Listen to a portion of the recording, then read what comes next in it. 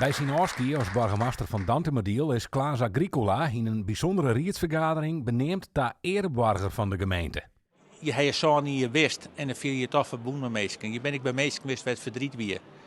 En ik hoop dat ik die meesten steun wist ben.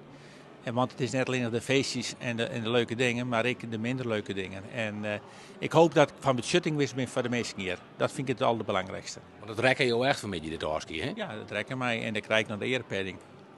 En dat is toch wel een oprecht dankjewel van inwoners van deze gemeente voor wat je dient en beschutten hebt van mensen.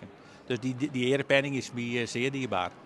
Agricola is sinds november waarnemend burgemeester in de Frieske Marn. Zijn periode van zo'n hier in Dantemadiel zit er officieel nog op.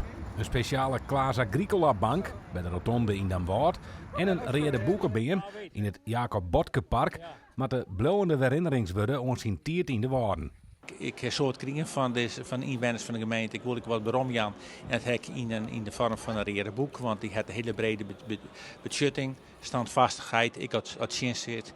En dat is met name van, dat krijgt iedereen niet zijn leven mee te maken met zinslagen. Maar het bijspekken van de keus om trots te gaan is natuurlijk, dat is vaak maar zo dus dient. Bij een feestelijke Orski's-receptie kon Els die dat woer de nijste ereburger van Dantemadiel officieel uitzwaaien.